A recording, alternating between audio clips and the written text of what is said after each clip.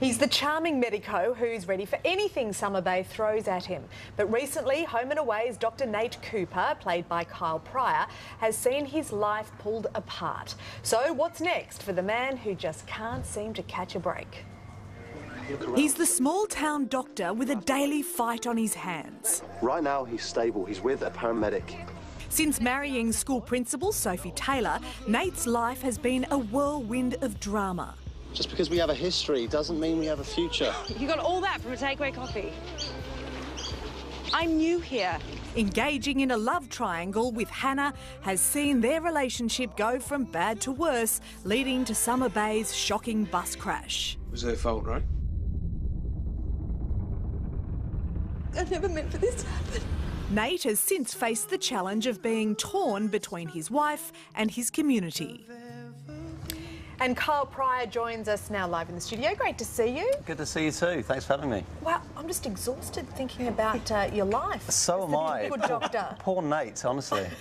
What's he ever done to deserve this? Exactly, yeah. Now, you have a really interesting story because you grew up in the UK and then you arrived here with just a suitcase. Yeah, I did. Yeah, I was in New Zealand, actually, in Auckland before arriving in Australia. And, yeah, arrived with my suitcase and started auditioning, walking everywhere.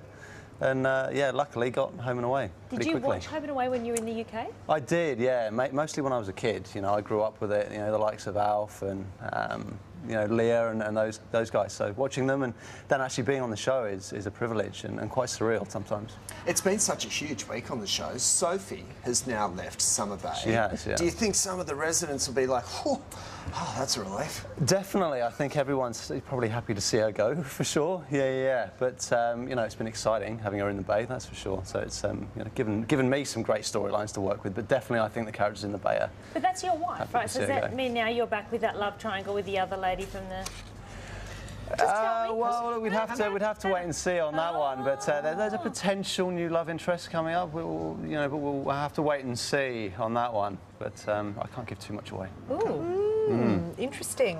Now, you are, interestingly, the first Brit to ever be cast on Home and Away, which I think is interesting because of how big Home and Away is in the UK. Tell us about that first audition.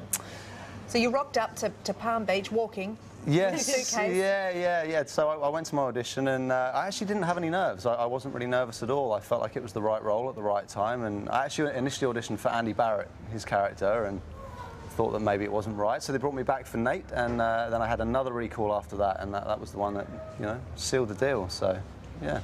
Can you do an Aussie accent, Kyle? Mate, Aussie accent, I don't know. I'm not so sure about the Aussie accent. Give it a crack. Give it a crack. No, that was me doing the accent. That wasn't South African.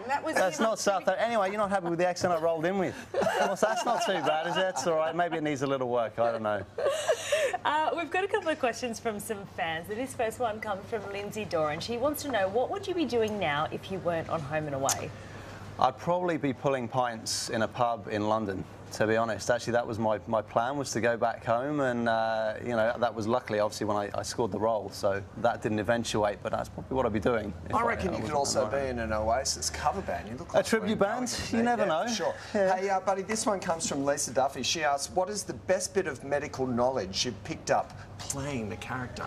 You know what, it's probably the basic stuff, actually, the CPR, compressions, that sort of thing, and probably the most usable thing. You know, I think like the drilling into Bianca's skull and that sort of stuff is probably not the most usable medical stuff I've learnt, if the I don't know, viewers depends remember on the that parties one. you go to. Judging by some of the girls in the office who have rushed down here, they might faint soon, so we better get you off. And they really want their skulls drilled into. Yeah, well, no one really wants that, exactly, so we'll try and steer away from that one. Great to meet you, mate. Good to meet you, too. Thanks for having me. Cheers.